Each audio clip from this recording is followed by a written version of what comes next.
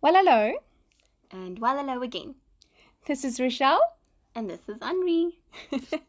and we are doing another collab. Henri and I had stacks of fun visiting. I had a play date, is what my husband says. Mr. Manager says this was a play date. Yeah, we didn't adult at all. There was no adulting. We kid. No adult, I just think kid. we're worse than kids. So, in our previous video, we did some acrylics and I learned how to do wood grain and roses. I'll link that video down below. And in this video, We did some watercolor skies. This isn't really a galaxy. This is more like a sunset sky. yeah, with type. some silhouette mountain type thingies. But here's the thing. Henri and I are on opposite poles of gesso. I despise gesso. And I need it. So I forced Rochelle to paint without her gesso. And the very funny thing is, because of this, the pages in this specific Bible, it does bleed through. On this specific Bible, a lot of water bleeds through. So I think it's because the water seeps into the page and then the pigment kind of just bleeds. But It's not that bad. You will survive it. I will survive. But I know that a lot of people are there is always the two sides of the pole. I think those who don't mind bleed through and can cover it up, and those who mind bleed through and it worries them. Yeah. So I did not gesso this page, and the watercolor, because we used a lot of water, did go through. But I have used this amount of water in my standard journaling Bibles and it didn't bleed through. So I really don't think it's watercolor in general. I think it's this Bible That just doesn't handle water well. Yeah. So over here we did some splatters. And again, Henri and I are on opposite sides of this bowl. Because I prefer the toothbrush method and Rochelle has this finger situation. Finger flicking. I can't get done no matter. Yeah, that she has like this ninja finger skill. Like, see, mine doesn't even splatter and hers gets stars. So we tried a bunch of them. We used what ink? It's Winsor & Newton white ink. So It's like an opaque white ink, like an acrylic ink. You can draw with it or paint with it or do calligraphy with it. So it's just like a white ink. Okay.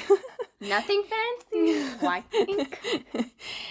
If you water down white acrylic, it probably won't be that opaque, right? I haven't actually tried it, but I just really like that because it's quite fluid. So when you spatter, you get a nice fine mist. It was very, very beautiful. So now we're going to do the silhouette on our page.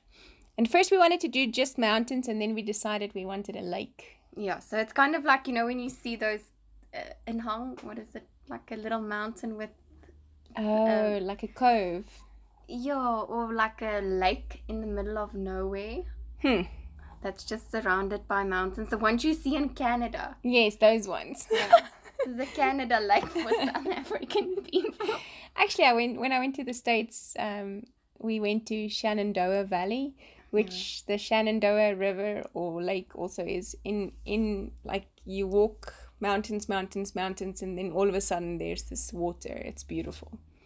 Anyways, that's just a little side bit. So we just used black watercolor paint watercolor. That we just added a lot of water so that we have space to paint with it and layer it. Okay, so that it's not so hard, so you can still always make it more black to create some definition or some shadows. Or so the thing with that is the more pigment you pick up with less water, the darker it is. Yeah, and the more water you add, the more transparent it becomes. Okay, cool.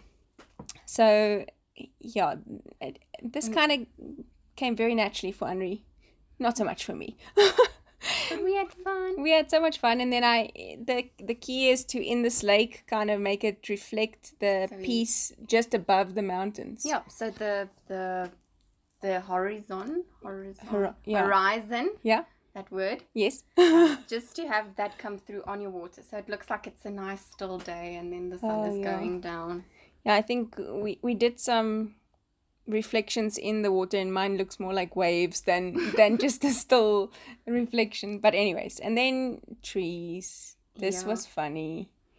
You gave me a tip for the trees. Yeah, so when you do your trees, it's nice to start with the center, what do you call the center? Stump? I don't know. Stump, the tree stump. Yeah. And then draw like the shape of the tree and then fill that up with your branches so that you kind of have a pre-idea of what your tree would look like instead of just winging it. Yeah. So that it's more controlled. And your shape of your tree kind of looked like a teardrop. Yeah, like a long teardrop. Like the way a cypress or a what do you call it? Dennenboom. I don't know trees, really. It's not an oak tree because that's, a Christmas tree. Christmas tree. Those. Christmas trees. Okay, and then some reflections of those trees, which are a bit more, I think, misty or a bit more... Yeah, because water has a treble. Yeah. Okay, so they mustn't be as crisp as the actual tree. And then you can also draw your trees with a black pit artist paint, because that also gives you, if you struggle with a brush. And I think especially those in the very foreground that have a bit more detail, because at the back you can still get away with a blurry tree. Mine really was just squiggles, and I was very intimidated with this drawing thing because in my head I can't draw, which is also nonsense. It's a lie I tell myself. You actually can draw and you can paint. So I want to really tell you that if you have this fear of not being able to draw or paint or do roses or whatever your excuses, or work with watercolors, whatever your excuses, get over it. Because it's fun. The moment you like get out of your comfort zone and you see how easy it is, you actually like, I want to do more. I want to do more. It's very true. I mean, I'm a perfectionist accountant wise, but had stacks of fun painting. Just going around. And it's also good for like relaxation, because it allows you to get into this and then you just forget about switch off, right? Just tone down, especially when you've had a stressful day, I think. And watercolor is quite nice because there's no wrong way of doing it. If you flop, you just wing it. Like there's no way. I think they say watercolor is forgiving. Is that the word that they say? Yeah, that's very beautiful. So the verse we had was Jeremiah 32 verse 17. And in this Bible it says, there. You yourself made the heavens and earth by your great power and with your outstretched arm. And then I love this. It says, nothing is too difficult for you. Amen. Amen, yeah. And so this is why we did the sky and the beautiful scene and why we picked this verse, because he made it. If he can make that and put that much attention to that, I'm sure he's going to take care of us. Yeah, and like every day when I see the sun go down, it's like a testimony of his greatness, and that's like a unique masterpiece every day. So the heavens declares your greatness. Yeah, exactly that. And so then again we played around with some creative lettering. I think, like with anything, practice makes perfect. Yeah. And I like that we, which is something I never do, is pencil it out and then do it properly. But I think I'm always afraid to erase. Yeah, but see, I'm a neat freak when it comes to my lettering.